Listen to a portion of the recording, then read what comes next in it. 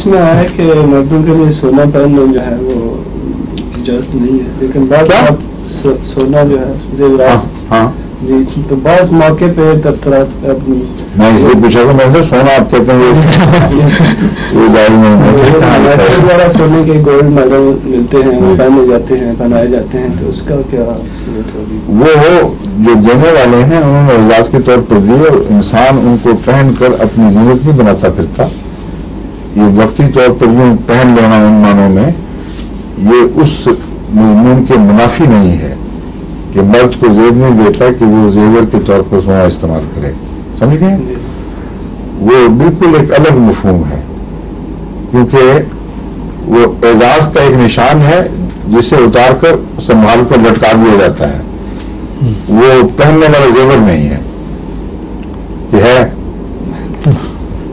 اگر ریشم آپ کسی کو دے دیں اور آپ پکڑ لیں تو گناہ تو نہیں ہوگا پکڑ لیا. اگر آپ وہاں لٹکا لیں کسی جگہ تو آپ کا کوئی اوپر حرام تو نہیں ہے.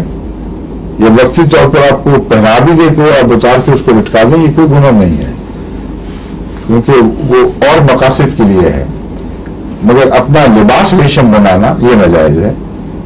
اسی طرح اپنا زیور سونے کو بنا لینا، لٹکا لینا گلے میں یا اس قسم کی چیزیں کانوں میں ڈال دینا، مرد بازی بھی کرنے لگ گئے ہیں، وہ منافع میں آ گیا ہے. افریقہ میں چیف سونا پہن کر آتے ہیں، وہ ان کی عظمت کا نشان بھی ہے، ان کی زیبائش بھی ہے، وہ جائز نہیں. قرآن کریم پسند نہیں کرتا. تمام چیفوں میں سونا پہنا ہوتا ہے. وہاں یہ اس بات کی علامت ہے کہ ہم ایسے علاقے کے مالک ہیں جہاں سونا بھی ملتا ہے اور ہم صاحب حیثیت لوگ ہیں. ٹھیک ہے؟ آپ بھی افریقہ رہ کے آئے ہیں، آپ نے دیکھا ہوگا.